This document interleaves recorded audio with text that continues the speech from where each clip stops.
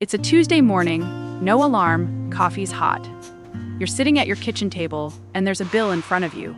Maintenance fees, homeowners association slip fees, for something you bought when retirement first started. Something that was supposed to feel like freedom, it doesn't.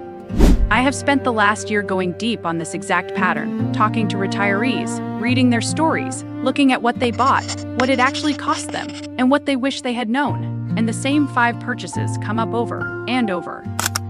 In the next 13 minutes, I am going to show you all 5. The numbers are real, the stories are real, and the one that most people never see coming, number 5, has a trap built into it that is nearly impossible to escape once you are in. My name is Maya. I went through the actual numbers on these 5 purchases. Not the sticker prices, but the full 10-year carry costs, the exit traps, and the emotional toll. Because I kept seeing retirees make these decisions in the first 18 months and quietly regret them for the next 10 years. You are not the only person facing these choices right now. And what I found is that the thing nobody warns you about is not the price. It is what these purchases do to your Tuesdays. Let me introduce you to David. David is 67. He retired 14 months ago from a manufacturing plant in Ohio after 38 years. He has $412,000 in his 401k, takes $1,923 a month from Social Security, and his house is paid off. By every measure, David had done everything right. And when I asked him to describe the first year of retirement, he was quiet for a moment. Then he said, "I thought the stuff would feel bigger than it did." In that first year, David made 4 of the 5 purchases on this list. He is not embarrassed. He talks about it now for one reason. He wants you to learn from his wallet so your wallet does not have to. We are going to follow David through all 5 of these. And by the time we get to number 4, you are going to understand why that one is the most dangerous purchase on this list. Not because it costs the most, because of what it does to the people you love. Purchase number 1, the boat. David bought the boat in month 2. A 24-foot cabin cruiser, $38,000. He had always pictured himself out on the water with nowhere to be on a Tuesday morning. No alarm, no schedule. Just quiet. The first summer he used it a lot. He loved it. By the second summer, something had shifted. The marina called about the engine. The winterization bill arrived. His wife started declining his invitations because the drive to the marina was 40 minutes each way. And one Saturday morning, David realized he had not been on the boat in 6 weeks. Not because he did not want to go, but because getting ready to go, getting there, and getting home had started to feel like a part-time job. He added it up. In 2 years beyond the purchase price, $14,370 in fees, repairs, and upkeep, 23 trips total. That is $624 per trip. For something that stopped feeling free. Nothing wrong with loving the water, but before you buy, rent. Try it for a full season first. David's words, not mine. Purchase number 2, the RV. Now here is where it gets interesting. The RV is the most romantic retirement dream in America, all the comforts of home. Hit the open road, wake up next to a national park. Here is the one number I want you to hold on to. A 2023 industry survey found that 34% of retirees who bought an RV used it fewer than 30 days in the first year. They bought it, they parked it, they paid for it. Anyway, the average class of motorhome runs $90,000 to $130,000. The carrying costs, insurance, storage, maintenance, run roughly $6,500 to $9,000 a year, even when the keys are sitting on the hook. That is the part that surprises people. It keeps costing money whether you move it or not. Same rule applies here. Rent first. 2 weeks in a rental RV will tell you everything you need to know. Most people either fall completely in love or they save themselves $90,000. The boat and the RV are things you can sell. What comes next is harder to undo because it involves your home, your body, and the person you will be at 78, not 65. Purchase number 3, building or buying a bigger dream home. This one is kind of related to the last point, except it is harder to fix.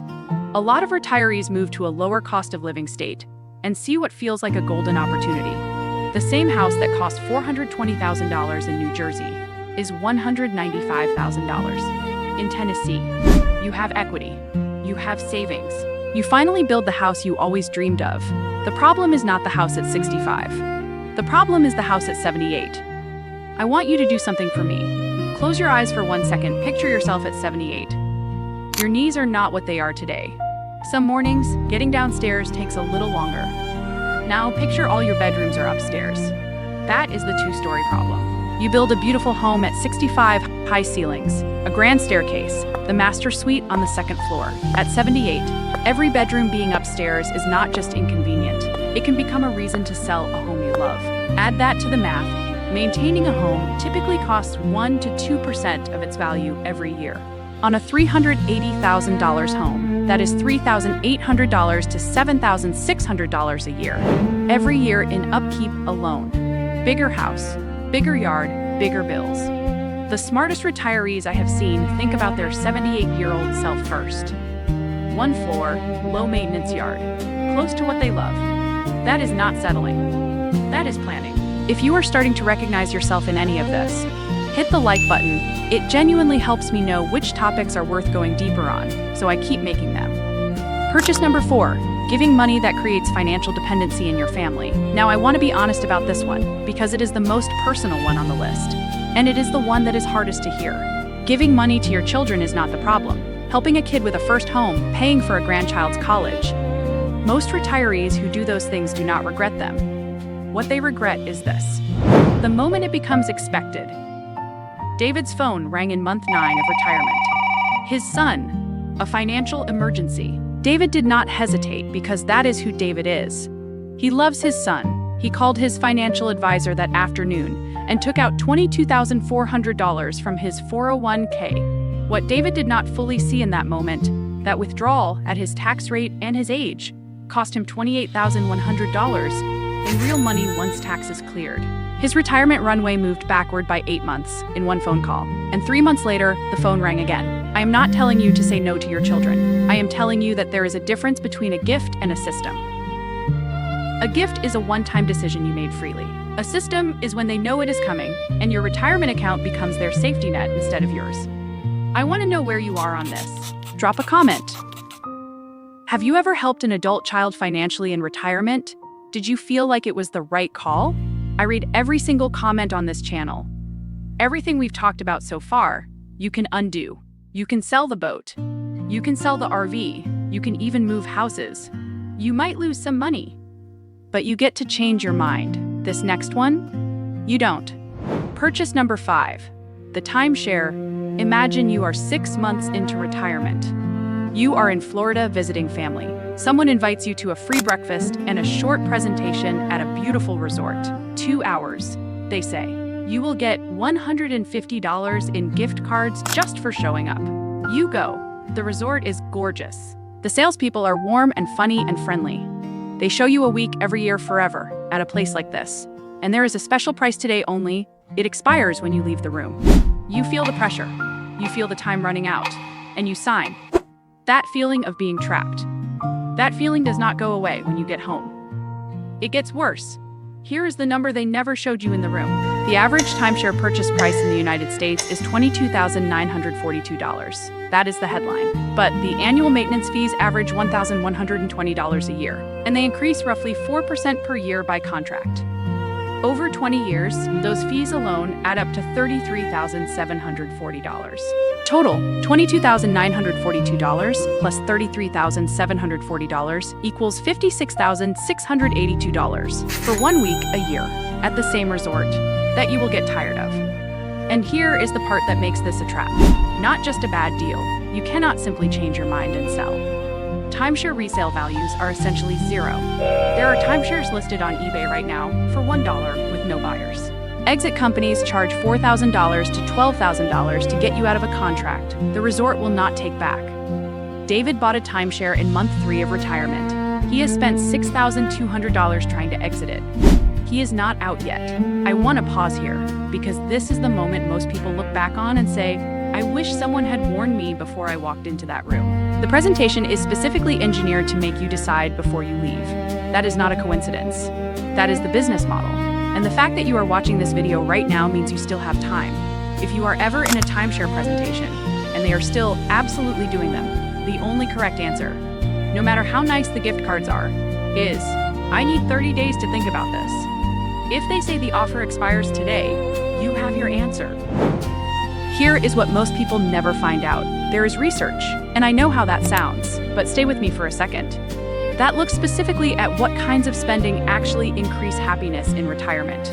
Not what people think will make them happy. What actually does? 3 things came out of it. And not one of them is a boat, an RV, a dream house, a timeshare, or a check written to a grown child who needed a bailout. Number 1, spending money to buy back your time. Hiring someone to mow the lawn so you can spend Saturday morning with your grandkids instead of sweating in the yard. That makes people genuinely happier. Number 2, spending money on experiences instead of things. A 10-day trip to Portugal with your spouse. A cooking class with a daughter you do not see enough. A concert you have always wanted to go to. Those memories stick. A boat in a marina does not. Number 3, giving money in ways that feel intentional and connected to causes, to communities, to moments you chose. Not in ways that feel like panic or obligation. David's Portugal trip cost $8,400. Less than 1 year of boat costs. He said it was the best 2 weeks of his retirement. He said he will remember it when he is 85. The boat, he does not miss it. Here is where David is today. He sold the boat at a $14,000 loss versus what he paid, but stopped $6,200 a year in ongoing costs. He sold the RV at a $19,000 loss, but eliminated $7,800 a year in carrying costs. He is still working on the timeshare exit. He kept the bigger house because his wife loves it, but they hired a lawn service for $220 a month and got their Saturdays back. And with the money he stopped spending, he and his wife went to Portugal. His exact words, that trip cost less than 1 year of boat fees. I'll remember it when I'm 85. If you are 62 to 70 with a solid retirement account and a paid-off house, these decisions are yours to make. The money exists. The question is whether these purchases will serve your future self as well as they serve your present one. Retirement spending is not just a financial decision. It is a happiness decision, and those 2 things are not always the same. Here is the one thing I want you to do this week, and it is free.